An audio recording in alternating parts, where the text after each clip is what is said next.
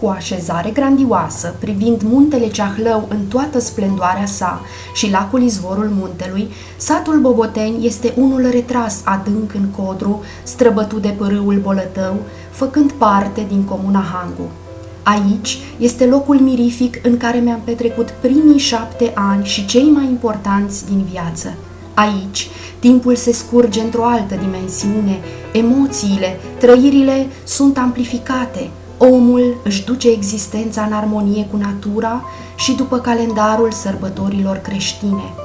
În apropierea pădurii de brad, ascultând susurul pârâului, atmosfera te îmbie la rugăciune, la visare, la munca pământului roditor și încărcat de istorie. Aici, în cel de-al doilea război mondial, s-au dus lupte grele între ruși și germani. Pe atunci, bunica Elisabeta, tânără soție cu prunc de 2 luni și soț plecat pe front, a stat ascunsă 2 săptămâni în pădure, fugind din calea urgiei. A revenit teafără, însă gospodăria fusese distrusă. Cu o nemărginită putere, trudă și credință, bunica Elisabeta a refăcut stricăciunile barbarilor, a crescut 4 prunci în deplină înțelegere și morală.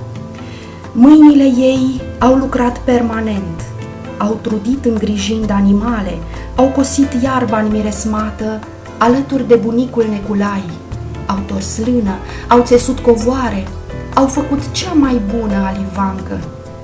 Dar, mai presus de toate, au crescut o nepoată, pe mine, Manuela, cu multă blândețe, cu evlavie, cu răbdare nemăsurată.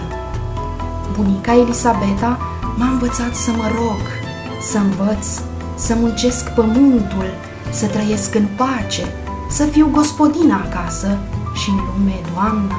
Mi-a insuflat respectul pentru oamenii din jur, mi-a transmis puterea ei de a lupta, m-a îndrumat să fiu demnă, să-mi respect cuvântul, să fiu o bună soție și mamă.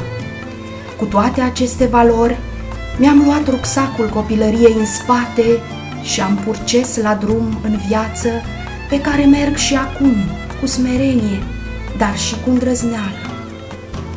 Iar bunica mea, din cer de acolo, nădăjduiesc să se bucure de ceea ce a lăsat, a plămădit și a trudit în acest sătuc, ale cărui rădăcini mă cheamă să revin mereu, să fiu în veșnicie a lui.